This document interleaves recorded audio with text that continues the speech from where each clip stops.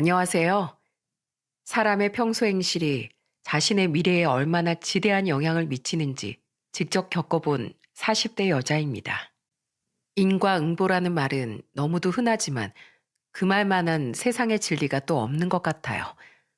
학생이 공부를 열심히 하면 좋은 대학에 가고 학창시절 친구를 괴롭힌 연예인이 훗날 대중에게 문매를 맞듯 과거 자신의 행동은 반드시 자신의 미래를 바꿔놓기 마련이니까요. 1년 전 한 사건으로 인해 제가 왜 그 인과응보라는 말을 다시 한번 되새기게 되었는지, 또한 어떤 귀한 인연을 얻게 되었는지에 대해 지금부터 이야기를 시작해 볼게요. 저는 지방의 나름 큰 도시에 살고 있습니다. 제 본가는 근처 소도시였어요. 가까운 지금의 도시로 홀로 독립해 학습지 교사로 일하던 전 3살 많은 남편과 소개팅으로 만나 나이 32에 결혼을 하게 되었죠. 다른 것보다 고향이 같은 동양 사람이라는 것이 우리에게 큰 공감대를 형성해 주었거든요. 부부끼리 큰 식당을 운영하다 엄마의 무릎 문제로 식당을 접은 아버지는 놀면 뭐하냐며 당시 아파트 경비 일을 하고 계셨어요. 그런 아버지는 감사하게도 신혼집으로 아파트 한 채를 마련해 주셨습니다. 제가 사는 곳은 지방이라 서울에 비해 아파트 값이 그렇게 비싸지 않았거든요. 덕분에 우린 그 전에 모은 돈으로 혼수만 마련해 넉넉한 상태로 남편의 회사 근처 아파트에서 신혼을 시작할 수 있었죠. 결혼한 지 2년 뒤 우린 건강한 아들을 낳았습니다. 아들이 4살 땐 시아버지께서 사기를 당해 빚을 갚기 위해 월세집으로 시댁이 이사를 가야 했던 큰 사건이 있었어요. 그때 남편의 부탁으로 막 결혼했던 시동생 신우에 비해 넉넉했던 우린 시부모님께 7천만 원을 마련해 드리기로 했죠. 물론 그건 우리에게도 거금이었지만 가족끼리 돕는 건 당연한 일이라고 생각했거든요. 덕분에 급한 불을 끈 시부모님은 이사를 가지 않을 수 있었습니다. 비록 조금 더 남은 빚을 갚기 위해 시어머니도 식당 일을 나가기 시작하셔야 했지만 오래도록 살아온 집을 지킨 시부모님은 제게 굉장히 미안하고 고마워하셨죠. 남편은 그 뒤로 제게 더 잘하려고 노력하더군요. 나름대로 행복한 결혼 생활 중 하나 문제가 있었다면 날이 갈수록 진상이 되던 남편의 술버릇 때문이었습니다. 남편은 많지만 했다 하면 남에게 시비를 걸어댔어요. 그것 때문에 남편과 저는 자주 다투기도 했죠. 저희 친정아빠가 암으로 돌아가신 지 얼마 되지 않은 어느 날엔 이런 일도 있었어요. 당시 6살이던 아들과 늦은 저녁 장을 보고 돌아오던 길이었습니다. 어? 아빠다! 엄마, 저기 경비실 앞에 아빠 있어요. 그러네. 근데 누구한테 저렇게 삿대질하고 있는 거야? 어? 얼마 전에 새로 오신 경비원 아저씨네. 남편은 경비 아저씨께 큰 소리로 비아냥대고 있더군요. 그리고 남편의 말을 들은 저는 경악을 하고 말았죠. 이봐요. 입주민한테 꼬박꼬박 인사 잘하라고 내가 몇 번을 말해요. 당신 월급 다 우리가 내는 관리비에서 나가는 거야. 내가 당신 월급 주는 사람이라고. 나 기분 상했어. 관리사무소에 말해서 당신 당장 잘라버리라고 말할 거야. 여보, 지금 뭐 하는 짓이야? 당장 그 손가락부터 내려. 아저씨, 제 남편이 술이 좀 들어갔나 봐요. 이 사람 말 신경 쓰지 마세요. 정말 죄송합니다. 저는 너무 창피하고 죄송해 연신 경비 아저씨께 사과를 하며 남편을 끌고 들어왔습니다. 그리곤 남편에게 크게 화를 냈어요. 당신, 아까 들어보니까 아저씨께 그 난리 친 게 한두 번이 아닌 것 같은데 여태 술 먹고 경비 아저씨한테 진상 부리고 있었어?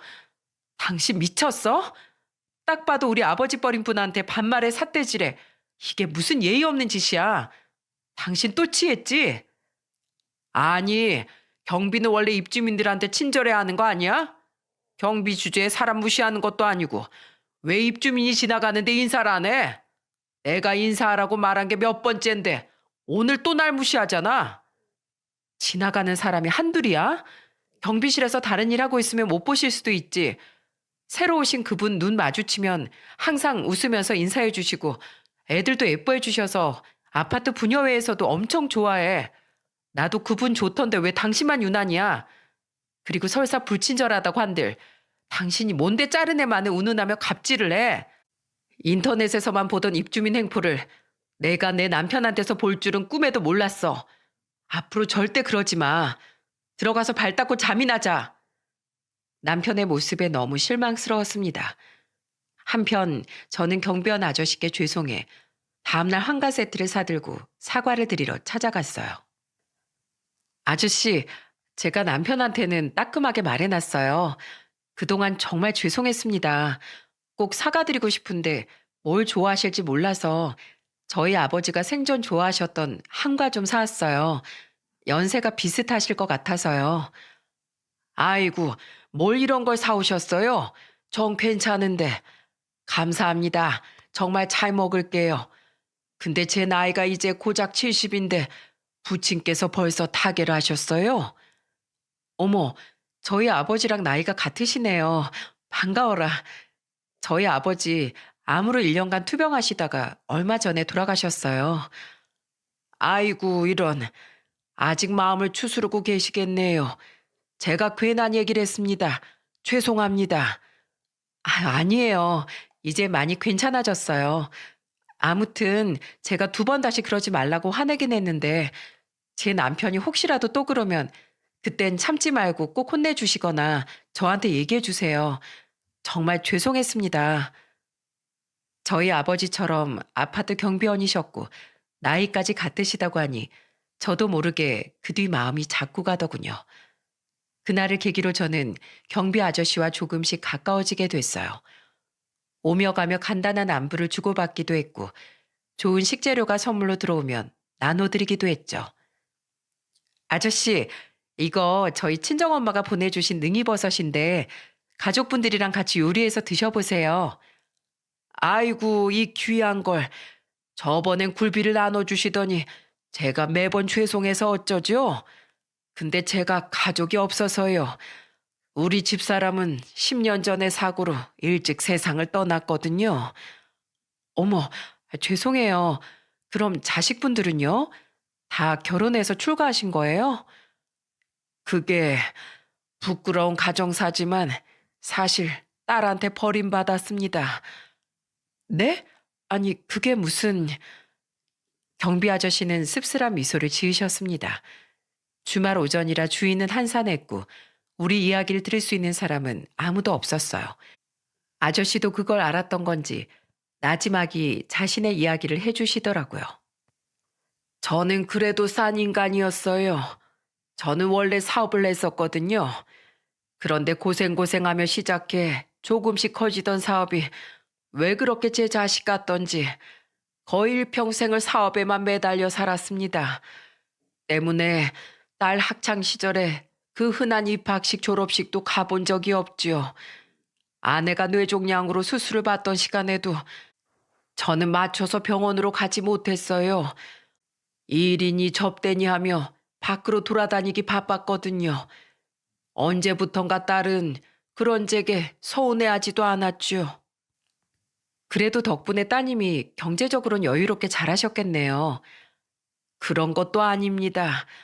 정말 밑바닥부터 시작한 사업이라 딸애가 대학에 들어갈 때가 돼서야 사정이 나아졌지. 그전엔 사업 때문에 진비 갚느라 직장인 월급 정도밖에 집에 못 가져다 줬거든요. 아내는 멀어져가는 부녀 사이를 안타까워했어요. 나중에 후회한다고 제발 가족하고 시간 좀 보내라던 아내의 진심 어린 조언을 전 잔소리로 치부하고 귀를 닫았습니다. 그땐 저도 나름대로 서운했거든요. 나도 가족을 위해서 열심히 일하고 있는 건데 그런 내 고생을 알아주는 사람은 가족 중 아무도 없다고 생각했으니까요. 참 부끄럽고 바보 같은 생각이었지요. 저는 심지어 딸이 결혼할 때 상견례 자리에까지 일 때문에 그만 늦어버렸어요. 아주 중요한 미팅이 하필 그날 상견례가 임박한 시간에 있었거든요. 시간을 맞춘다고 달려가긴 했는데 이미 많이 늦어서 사돈 어른들의 표정이 굉장히 안 좋아져 있었죠. 결국 어찌저찌 결혼이 성사되긴 했는데 딸은 그 뒤론 제겐 거의 말도 걸지 않더군요. 관계 회복을 위해 나름대로 노력해봤지만 딸은 제게 마음을 닫았습니다. 그런 딸이 그 뒤 딱 한 번 제게 먼저 몇 통이나 전화를 걸었던 적이 있었어요. 바로 10년 전 아내가 교통사고로 목숨이 위독했을 때였죠. 아내는 시내로 딸을 만나러 가다가 길 건너편에 있던 딸의 눈앞에서 사고를 당했다더군요. 졸음운전 때문에 바뀐 신호를 못 본 운전자 때문에 말입니다. 근데 그 상황을 알지 못했던 저는 딸에게 전화 온 걸 알면서도 받지 않았어요. 왜요? 일 때문에요? 예, 사실 아내와 딸에게 당시엔 말을 못했지만 그때 제 사업 상황이 굉장히 안 좋았어요. 무리하게 사업을 확장하다 엄청난 손실이 나서 어떻게든 그 빚을 메꿔보려 사방팔방 뛰어다닐 때였죠. 몇십 년 동안 인생을 바친 사업이 망해가는 모습을 보며 전 반쯤 정신이 나가 있었어요. 그때도 돈을 빌리러 아는 지인을 찾아가 사정하고 있었을 때라 딸의 전화를 잠시 미뤄뒀던 겁니다. 그리고 제가 다시 딸에게 전화를 걸었을 땐 아내는 이미 병원에서 숨을 거둔 뒤였어요. 아내 장례식 때 딸이 저를 향해 울부짖더군요. 그놈의 사업 때문에 평생 옆을 지켜줬던 자기 엄마를 마지막까지 쓸쓸하게 가게 해야 했었냐고요. 저는 죄책감과 상실감 때문에 그런 딸에게 아무 말도 못했습니다. 차라리 미안하다고 죽을 죄를 졌다고 사죄라도 해야 했었는데 이래저래 정신이 나가 있던 전 딸에게 마지막 사과조차 하지 않았던 거죠. 아내 유품까지 모두 정리한 뒤 딸은 제게 이런 말을 남겼습니다.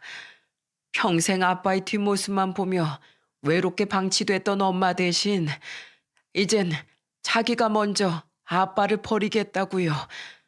가족의 소중함을 모르는 저 같은 사람은 가족을 가질 자격이 없다고 하더라고요.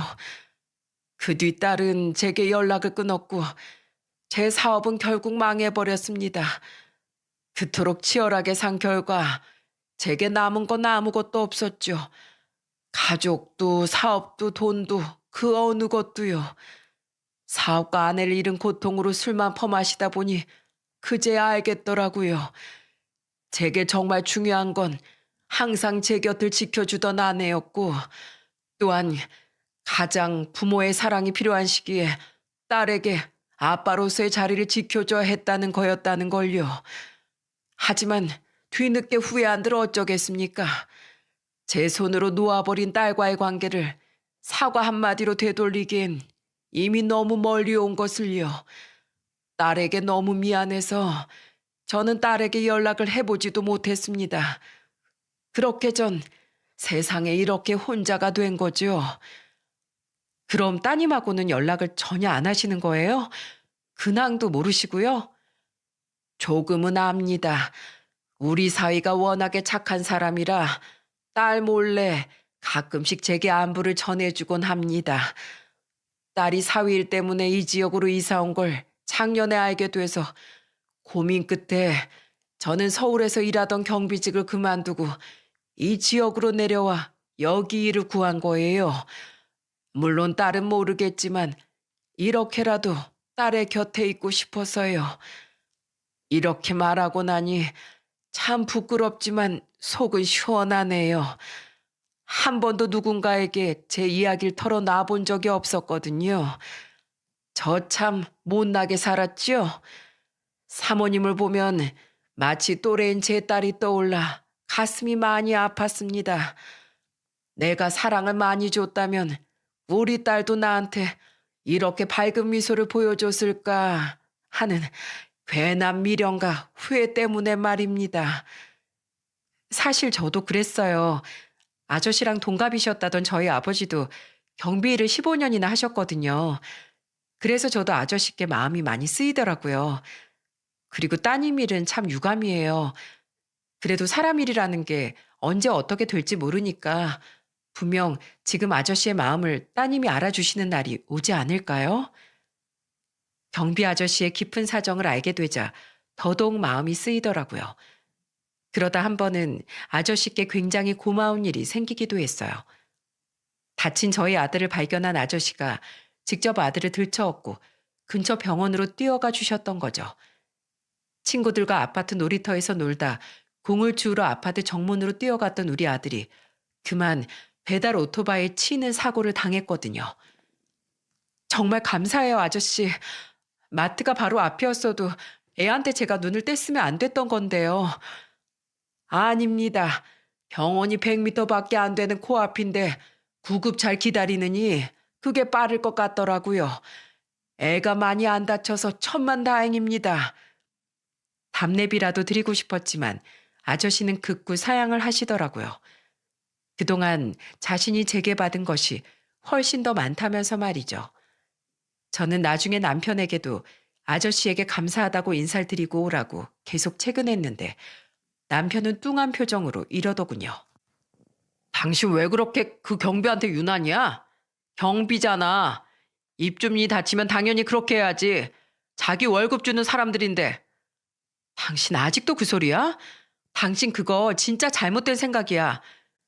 세상에 남을 위한 일이 당연한 사람이 어딨어.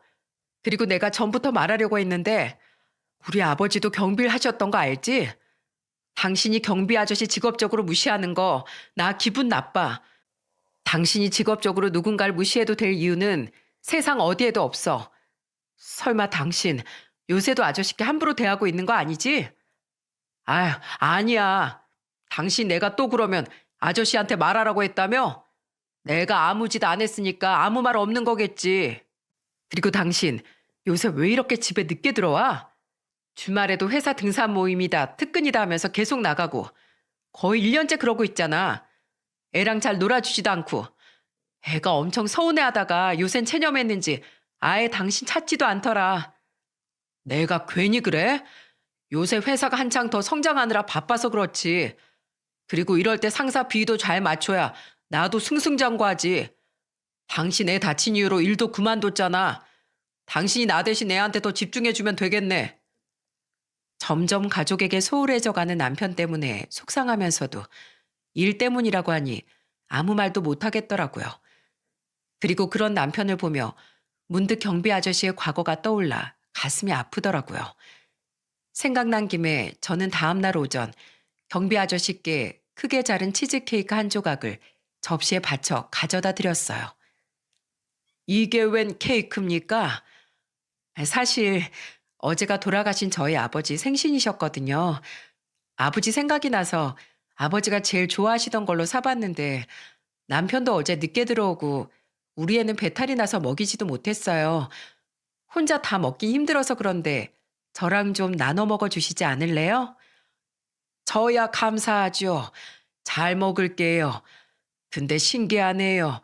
부친께서 저랑 나이도 직업도 같은 것도 모자라 생일까지 비슷했다니까요. 제 생일도 내일이거든요. 어머, 정말요? 신기해라. 그럼 내일은 쉬시나요? 쉬긴요. 집에서 기다리는 가족도 없는데 나와서 돈이나 열심히 벌어야죠. 내일도 오늘처럼 오전조로 출근합니다. 그래도 사모님 덕분에 하루 일찍이지만 이번 생일엔 케이크도 먹고 좋네요. 아저씨는 제게 고맙다고 말씀하셨지만 저는 영 마음이 좋지 않더라고요. 그래서 다음 날 저는 아저씨의 생신상을 직접 차려드리기로 마음먹었죠. 그날 아침 남편은 다음 날이 토요일임에도 불구하고 1박 2일로 출장을 간다고 하곤 일찌감치 집을 나섰습니다. 기차 타고 간다며 차도 두고 말이에요. 이후 아들까지 등교시킨 후 저는 조심스럽게 경비 아저씨께 식사 초대를 권했어요. 아저씨, 생신 축하드려요. 감사합니다. 오늘 처음 받는 축하 인사네요. 저 아저씨, 사실 제가 미역국을 좀 끓였어요. 아저씨 생신이라고 해서요. 제가 저희 아버지 생각도 나고 이번에 저희 아들 병원에 데려다 주신 거 고마워서라도 꼭 식사 대접을 하고 싶은데 오늘 퇴근 후에 저희 집에서 식사하지 않으실래요? 제 말에 아저씨는 굉장히 당황한 표정을 지으셨습니다. 그리고 간곡한 제 부탁에 이내 알겠다고 대답을 해주셨죠. 그날 4시에 퇴근을 한 아저씨는 저희 집으로 올라와 푸짐하게 차려진 생신상을 보고 입을 다물지 못하셨어요. 그리고 제가 미니 케이크에 초를 꽂고 생일 축하 노래까지 불러드리자 결국 눈물을 보이시더군요. 고맙습니다, 사모님. 제가 이런 생일상에 생일 축하 노래까지 받아본 게 얼마만인지 모르겠습니다. 많이 드세요, 아저씨. 생일날 든든하게 드셔야 또 1년을 기운차게 살아가시죠. 저는 이 아파트에서 아저씨를 만나게 돼서 참 기뻐요. 오래오래 여기서 일해 주셨으면 좋겠어요. 그런데 식사를 마친 아저씨는 무슨 할 말이 있는 듯 입을 여러 번 열었다가 그냥 닫으시더군요. 그리고 고심 끝에 아저씨가 제게 해준 말은 가히 충격적이었습니다. 오늘 아드님은 집에 없나요? 네, 아들은 내일 토요일이라 학교 끝나고 아까 친정오빠 차 타고 친정엄마 댁에 놀러 갔어요. 오빠랑 새언니는 같이 사업을 하는데 요즘 시간이 널널하다고 오늘 일찍 내려왔다가 일요일에나 올라간다고 했거든요. 저는 아저씨랑 밥 먹고 천천히 저녁에 가려고요. 괜히 저 때문에 감사합니다, 사모님. 아드님이 들을 일이 없다니 잘 됐네요. 사모님, 실은 드릴 말씀이 있습니다. 경비로서 입주민의 사생활에 대해 떠들고 다니면 안 되지만 저한테 이렇게 잘해주시는 사모님께 숨기는 건 도리가 아닌 것 같아서요. 입주민의 사생활이요? 누구 말씀하시는 거예요? 사모님 남편분 믿지 마십시오. 사모님 남편 제가 본 것만 해도 거의 3달이 넘게 바람을 피우고 있습니다. 네? 제 남편이요? 사모님 남편분 오늘 출장 간다고 하시지 않았나요? 네, 그걸 어떻게... 이틀 전에 바람 피우던 여자하고 서로 끌어안고 백이동 바로 앞에서 하는 말을 들었습니다. 금요일에 출장 간다고 거짓말했으니 이틀 동안 그 여자 집에서 마음 놓고 푹 쉬고 놀자고요. 그 여자 집에 먼저 가서 그 여자 퇴근 때 맞춰서 근사한 저녁까지 해놓겠다고 말하더라고요. 야간 순찰 중이었는데 아마 어두워서 절 못 본 것 같았죠. 술에 많이 취해 계셨거든요. 그런 모습을 벌써 3달 동안 몇 번이나 봤어요.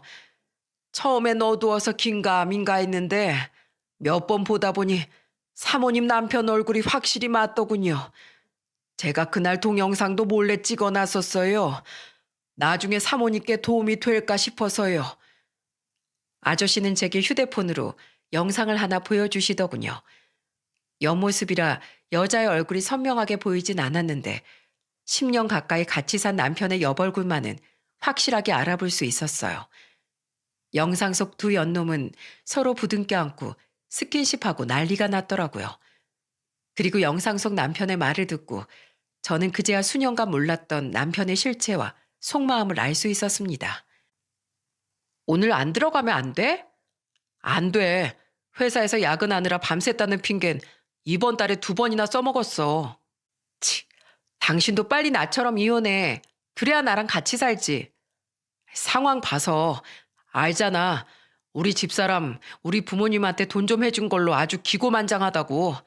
그것 때문에 우리 부모님은 절대로 아내 편이야. 볼 때마다 무슨 나라고 한 영웅인 것 마냥 100년 손님 대접해 주시는데 진짜 내가 배알 꼴려 죽겠어. 당신 아내도 진짜 좀 그렇다. 여자가 돼서 남자 기 살려줄 줄도 알아야지. 친정에서 집 해주고 돈 좀 있다고 어쩜 그렇게 콧대가 높대? 꼴의 학습지 선생이었다고 맨날 당신 가르치려고 든다며? 나라면 당신 같은 사람 맨날 얻고 살 텐데. 자기가 항상 그렇게 말해주니까 내가 자기한테 이렇게 위로받는 거야. 내가 머리핀 하나만 사줘도 당신은 얼마나 고마워해. 근데 우리 집사람은 다시 돈 모아야 한다면서 돈. 아유, 아주 지겨워 죽겠어. 우리 부모님한테 그깟 돈 몇천 해준 거 가지고 아주 더럽게 생색을 낸단 말이지. 집에 돈이 없다 보니 처가에도 맨날 눈치 보이고 집에서도 아내 비위 맞추느라 힘들고 돈이 없으니까 내가 어디서 길을 못 펴요. 그러니까 술만 먹으면 그렇게 화가 나지. 근데 그 와중에 아파트 비품처럼 갈아치워도 되는 경비원한텐 왜 그렇게 또 잘해주는지. 내가 그 꼴이 너무 보기 싫어서 경비한테 일부러 더 갑질하고 저번엔 택배 상자 찌그러진 걸로 사람들 앞에서 무릎 꿇으라고까지 하면서 엄청 무안 줬거든. 제풀에 지쳐서 여길 그만두게 하려고. 근데 나한테 아내랑 아들 생각해서라도 바르게 살아야 한다고 오히려 나한테 훈계를 하더라. 우리 아내한테 말 안 할 테니까 가족 생각해서 정신 좀 차리래. 나중에 가족 잃으면 반드시 후회한다고. 어따 대고 경비 주제에 사람을 가르치려고 드는지 원. 내가 그 경비 꼭 잘라버리고 말 거야. 화내지 마. 자기한테 내가 있잖아. 얼른 들어가서 씻고 연락해. 우리 요새 너무 간이 커졌다. 맨날 자기 아파트 앞까지 이렇게 같이 오고. 언젠간 당신이랑 여기서 헤어지는 게 아니라 같이 집으로 들어갈 날이 오겠지? 그럼 내가 자기한테 못 해줄 게 뭐가 있겠어? 아파트든 명품이든 다 해줄게. 그 말을 마지막으로 영상은 끝이 났습니다. 기가 막히다 못해 허탈하더라고요. 저는 나름대로 가족으로서 시댁에도 남편에게도 최선을 다했는데 그 배려에 대한 결과가 이거라니요. 그럼 그 큰돈이 없어졌는데 흥청망청 돈을 어떻게 씁니까? 당연히 처음부터 다시 모아야 하니 그렇게 말했던 건데 남편은 그런 제 말을 자격지심으로 가지고 받아들인 모양이었어요. 나쁜 자식, 어떻게 지가 나한테 이래? 울지 마세요, 사모님. 이런 사람 때문에 흘리는 사모님 눈물이 너무 아깝습니다. 죄송해요, 아저씨. 왜 그동안 그놈이 아저씨한테 그러는 거 저한테 얘기 안 하셨어요? 부디 사모님을 위해서라도 남편분이 정신 차리고 사모님과 아드님께 좋은 남편, 좋은 아빠로 남아 주었으면 했거든요. 제가 말씀드리면 두 분 사이가 나빠질 것 같아서요. 사모님은 저한테 이렇게 잘해주셨는데 저는 이런 나쁜 소식만 전해드려서 정말 죄송합니다. 아니에요. 오히려 제가 너무 감사하죠. 아저씨 아니었으면 전 계속 이딴 놈에게 속고 살아야 했을 거잖아요. 저를 배신한 그놈 아주 빈털터리로 쫓아내버릴 거예요. 제 부탁으로 영상을 제게 전해준 아저씨는 끝까지 제게 미안해하며 돌아가셨습니다. 저는 그런 아저씨에게 전혀 그러실 필요 없다며 미리 싸둔 음식들을 쇼핑백에 담아 손에 쥐어드렸죠. 그 뒤 집에 혼자 남은 저는 남편을 어떻게 족쳐버려야 하나 그거 하나만 고민했어요. 그때 남편이 두고 간 차가 생각나더라고요. 저는 황급히 주차장으로 내려가 차에 있는 블랙박스를 뒤졌습니다. 제가 볼 거라고는 생각도 못했는지 블랙박스엔 최근 남편이 상간녀와 차에서 마음 놓고 한 애정 행각들이 고스란히 녹화되어 남아있더군요. 그리고 상간녀의 얼굴을 제대로 확인한 저는 또다시 기함을 하고 말았죠. 이 여자 우리의 어린이집 선생이었던 여자 아니야? 설마 애 몇 번 데리러 갔다고 그 사이 둘이 눈이 맞았던 거야? 그제야 다시 아저씨에게 받은 영상을 돌려보니 옆얼굴이 그 여자가 맞더라고요. 상상도 못한 정체에 두 팔에 소름이 돋았습니다. 그리고 내비게이션을 뒤져보니 유독 자주 목적지로 찍힌 빌라 주소가 있더군요. 저는 직감했어요. 그곳이 바로 그 상간녀의 집이라는 걸요. 주소를 보니 가까워 보였는데 거리를 찍어보니 세상에 거리가 걸어서 고작 10분밖에 되지 않더라고요. 그러니까 그 상간녀가 자주 이곳까지 오고 남편 놈도 오늘 차를 두고 갔던 거였습니다. 떨리는 가슴을 부여잡고 저는 집으로 돌아와 블랙박스 영상을 제 USB에 저장했어요. 그리곤 그 상간녀의 집을 급습해 두 연놈을 요절내버리고 싶었는데 아무리 생각해도 혼자 가기엔 너무 떨리고 무섭더라고요. 결국 저는 눈물을 펑펑 흘리며 전화를 걸어 지원군을 요청했죠. 저 집이야? 개자식, 내가 절대 가만 안 둬. 고마워 오빠, 여기까지 달려와줘서. 그 사람은 바로 1시간 반 거리에 친정엄마 집에 있던 제 오빠였습니다. 우느라 발음이 다 뭉개졌던 제 말을 듣고 오빠는 한달음에 제게 달려와 주었고 그런 오빠의 차를 타고 우린 상간녀가 살고 있는 빌라 앞으로 향한 거죠. 하지만 정확한 호수까지 알지 못한 오빠와 전 차에서 빌라 정면의 창문들만 바라보며 초조하게 기다렸어요. 아직 시간이 8시밖에 안 됐으니 남편과 상간녀가 밖으로 한 번이라도 나오기를 바라며 말이죠. 그리고 그런 우리의 눈에 기가 막힌 우연이 펼쳐지더라고요. 오빠, 저거 우리 애 아빠 맞지? 베란다 창문 열고 담배 피우는 저 남자. 맞네. 옆에서 속옷만 입고 맞담배 피는 여자. 그 어린이집 선생 맞아. 저 집이야, 오빠. 기다려. 내가 얼굴 보이게 사진 찍어놨으니까 두 연놈 창문 닫고 들어가면 그때 쳐들어가자. 지금 차에서 나갔다가 쟤네가 우리 보고 미리 도망갈 수도 있잖아. 침착한 오빠 덕에 저는 인내심을 가지고 기다렸다가 그 연놈들의 집을 급습할 수 있었습니다. 그 빌라는 한 층에 2집밖에 없어 왼쪽 오른쪽만 구분하면 그 여자의 집을 금방 찾을 수 있었거든요. 일부러 얼굴이 보이지 않게 우린 초인종을 누르지 않았고 대신 오빠가 문을 두드려 택배 기사라고 말하더군요. 그리고 의아한 표정으로 그 여자가 문을 열자마자 우린 신발도 벗지 않고 그 집에 쳐들어가 잠옷 차림의 두 연놈의 사진을 마구 찍어댔어요. 당신들 누구야? 여보, 형님, 어떻게 여길... 여보? 호연이 어머님? 남편은 저와 오빠를 보고 기겁을 하더군요. 또한 뒤늦게 저를 알아본 상간녀는 얼굴이 사색이 되어 제 남편 뒤로 숨으려고 하더군요. 들어가서 보니 가관도 그런 가관이 없었습니다. 식탁 위에는 와인과 스테이크 그리고 케이크가 놓여 있었는데 그 케이크 위엔 아주 기가 찬 문구가 써 있었죠. 2주년 축하? 너네 2년이나 만났니?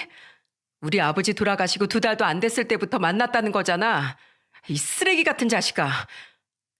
여보, 그게 우선 내 얘기 좀 들어봐. 자기 차라리 잘 됐어. 이참에 그냥 이혼해. 당신 항상 나랑 같이 살고 싶다고 했잖아. 당신 기만 죽이는 저 여자랑 갈라서고 싶었다며. 아니야 여보, 절대 아니야.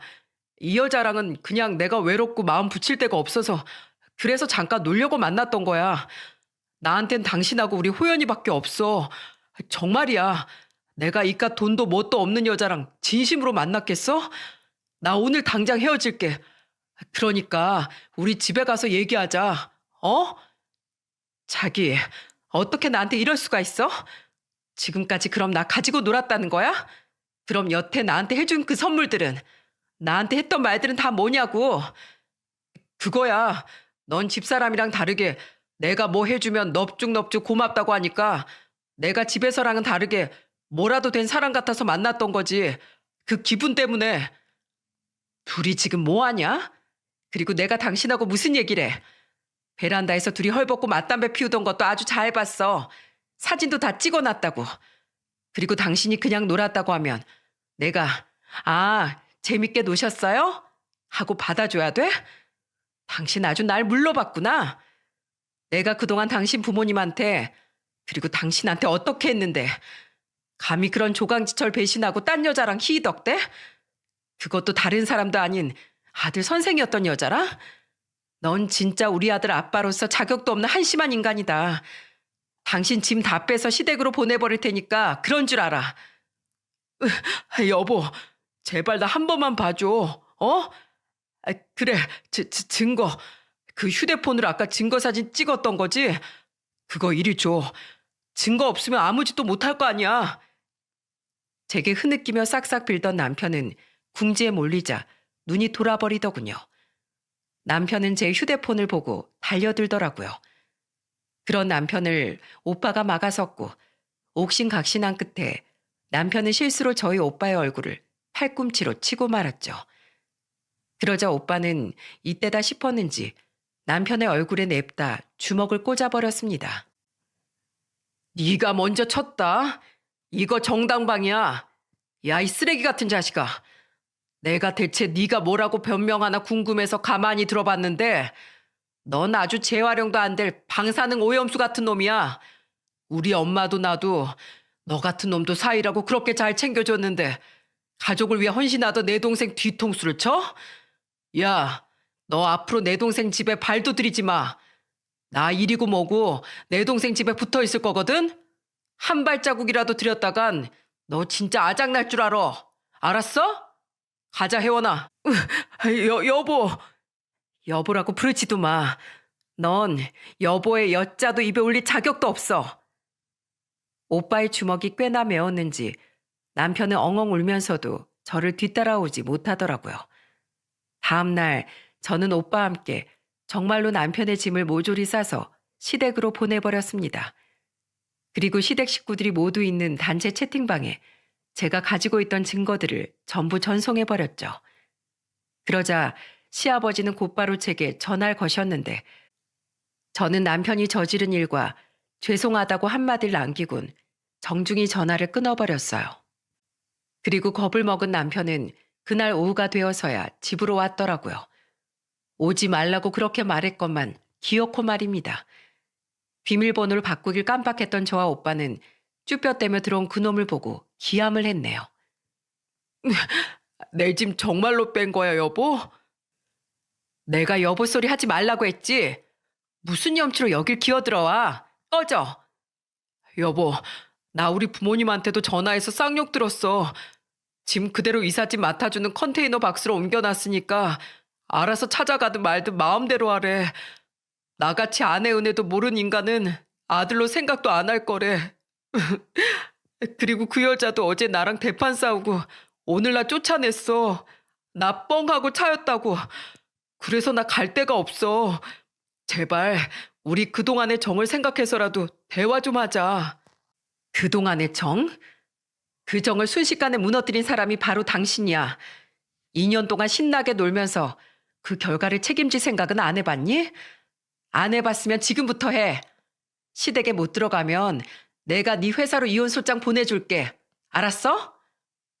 야, 너 나랑 주먹으로 또 대화하고 싶지 않으면 당장 꺼져. 내 동생 앞에 얼씬도 하지 말라고. 확 안 가?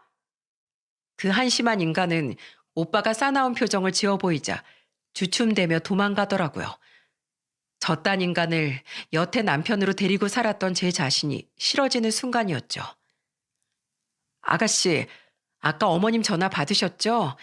걱정 많으시더라고요. 네, 그래도 잘 안심시켜드렸어요. 어제 저희 애 봐주셔서 감사해요, 새언니. 아니에요. 여보, 나 애들이랑 먼저 서울 갈 테니까 일은 신경 쓰지 말고 아가씨 지켜주다가 천천히 올라와. 미팅은 다 내가 할 테니까 당신이 해결해야 할 일은 내가 메일로 보내줄게. 친정 엄마와 통화 후 새언니는 저희 아들을 직접 집에 데려다주고 서울로 올라갔습니다. 새언니의 배려 덕에 오빠는 한동안 저희 집에 머무를 수 있었죠. 언제부턴가 아빠를 별로 찾지 않았던 아들은 그저 외삼촌이 며칠 같이 지내게 됐다고 하자 신나하더라고요. 오빠가 워낙 저희 애한테 잘해줬었거든요. 이후 저는 남편의 회사로 이혼 소장을 보냈습니다. 또한 남편뿐 아니라 상간녀에게도 위자료를 청구했죠. 그리고 그걸로는 분이 풀리지 않아 제가 예전에 학습지를 맡았던 유아 엄마들과 아파트 부녀의 여자들, 그리고 아직 애들을 그 어린이집에 보내고 있었던 친한 아파트 내 엄마들에게 전화를 걸어 하소연식으로 두 연놈의 이야기를 전부 퍼뜨렸어요. 제 얼굴에 침 뱉기였지만 이렇게라도 두 연놈이 이 지역에서 얼굴 못 들고 살아가길 바랬거든요. 또한 아들이 다녔던 어린이집 원장을 통해 민원까지 넣었죠. 죄송해요, 호연이 어머님.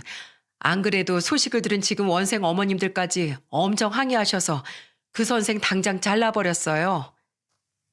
또한 같은 아파트 단지에 살던 남편 회사 직원을 통해 남편은 회사에서 아이 선생이었던 여자와 외도를 저지르다 이혼 소송을 당했다는 소문이 파다하게 퍼졌다더군요.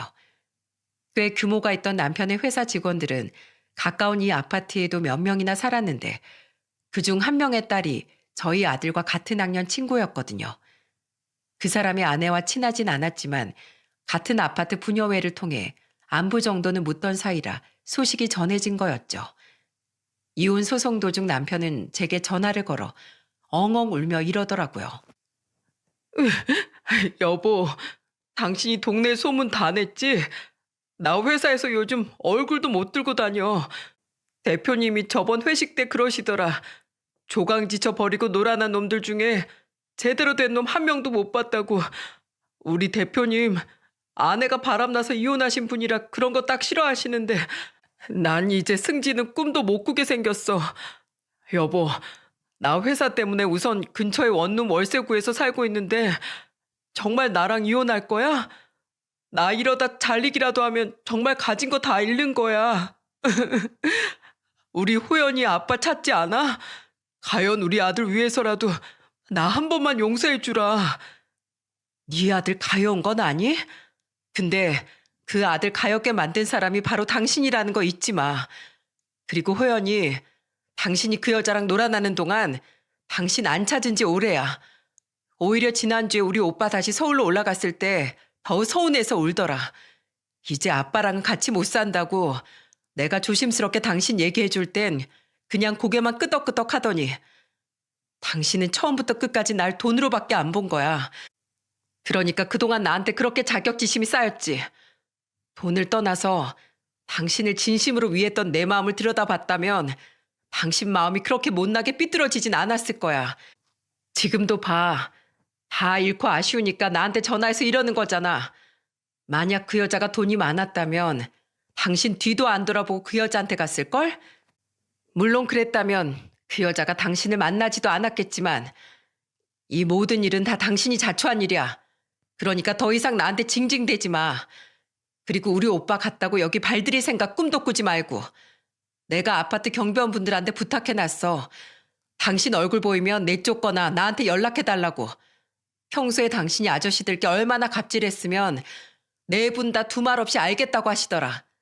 밤새 보초를 서서라도 당신 얼씬도 못하게 하겠대. 특별히 우리 동 아픈 순찰도 더 많이 돌아주시겠다더라. 그럼에도 불구하고 당신이 이 집에 들어오잖아? 그럼 나 당신 전기 충격기로 지져버릴 거야. 몇 개 장만했거든, 호신용으로다. 짜릿한 맛 보고 싶지 않으면 내 눈에 띄지 마. 알았어?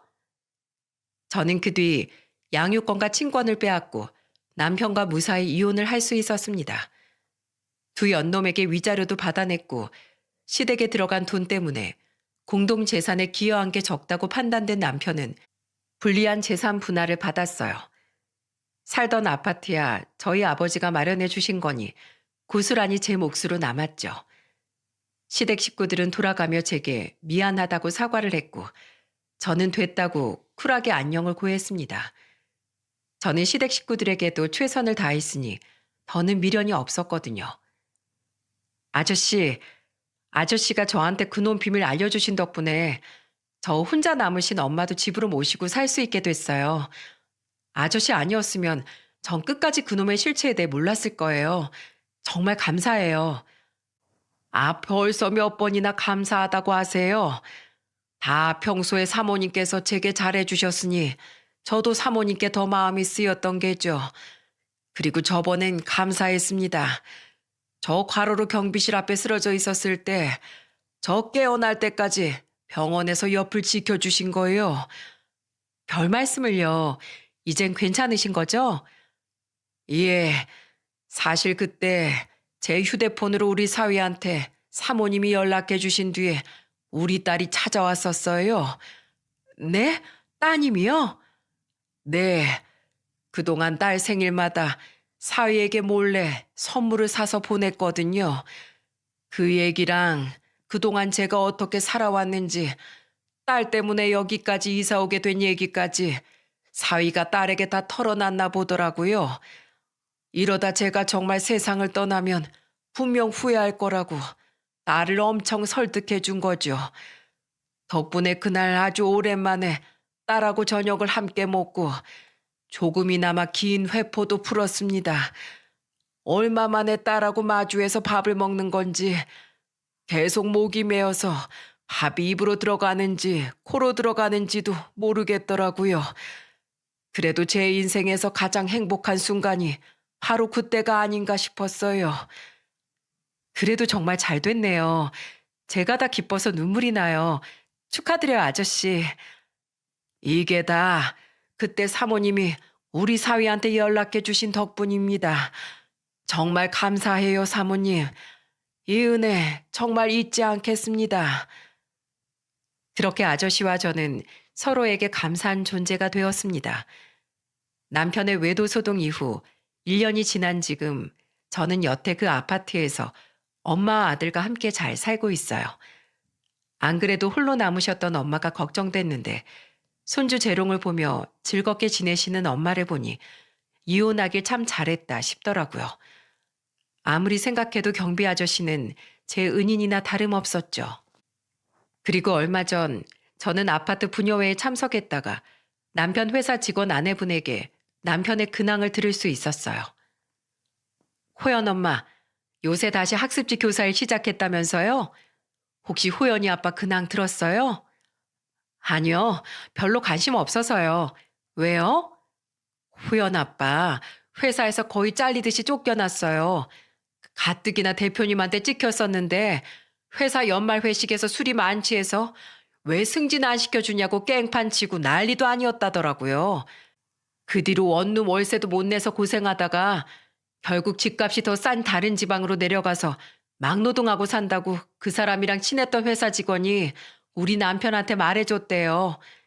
사실 그전에도 호연 아빠 은근히 남 까내리고 회식 때 진상 부리기로 유명했었거든요. 거기다가 아파트 경비원분들에게도 갑질하는 모습을 몇 번 봐서 솔직히 전 호연 엄마도 비슷한 사람인 줄 알고 가까이 안 하려고 했었어요. 근데 최근에 호연 아빠를 빼고 다시 보니까 호연 엄만 그 사람하고 전혀 다르게 참 좋은 사람이더라고요. 그동안 제가 오해해서 미안했어요. 우리 앞으로 친하게 지내요. 아참, 그럼 그 바람났던 어린이집 선생 이야기도 모르겠네요? 아니요, 그건 들었어요. 발 넓은 다른 애들 엄마들이 얘기해 줬거든요. 맘카페에서도 그 얘기 유명해져서 신상 털리고 결국 이 지역 어린이집엔 발도 못 붙이게 돼서 다른 지방으로 이사 갔다고요. 알고 보니까 그전 남편하고 이혼한 것도 사치 부리다 그런 거였다면서요? 참 잘 어울리는 바퀴벌레 한 쌍이었는데 헤어졌다니 아쉽네요. 아무튼 둘 다 잘못 산다니 아주 쌤통이에요. 이렇듯 이기적으로 자기 아니만 생각하며 남들에게 피해를 주고 다녔던 두 연놈은 비참한 결말을 맞고 말았습니다.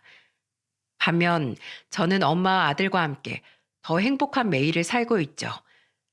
경비 아저씨는 최근 딸의 집에 들어가 손주들과 함께 살게 됐다며 얼굴에 웃음꽃이 활짝 피셨어요. 한 번은 자기 아버지에게 잘해줘서 고맙다며 아저씨의 딸이 고급 과자 세트를 들고 찾아와 저희 엄마까지 다 같이 화기애애하게 다과 자리를 갖기도 했죠. 이렇게 서로 선의를 베푼 아저씨와 저는 더 행복한 미래를 걷고 있습니다. 불행했던 과거를 교훈 삼아 말이에요. 앞으로도 저는 아저씨와 서로에게 선한 영향을 주는 좋은 이웃으로서 오래도록 교류하며 살아가려고 합니다. 여러분, 자신에게 진심을 다한 가족을 배신하는 건 세상에서 제일 바보 같은 짓이라고 생각해요. 온전히 내 편이 되어주고 나를 진심으로 사랑해주는 사람 한 명을 얻는 건 세상 그 어떤 일보다 어려운 일이니까요. 그러니 여러분은 제 전남편처럼 경거망동하여 가진 모든 것을 잃지 마시고 또한 경비 아저씨처럼 뒤늦게 후회하지 말고 가족의 소중함을 항상 되새기며 살아가시라는 말을 하고 싶어 저는 이 사연을 보내게 되었습니다.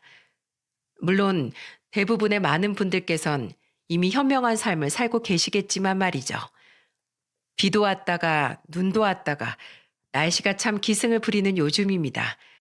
날씨의 변덕 속에서 감기 조심하시고 모두들 가족의 품 안에서 행복하시길 바랍니다. 감사합니다.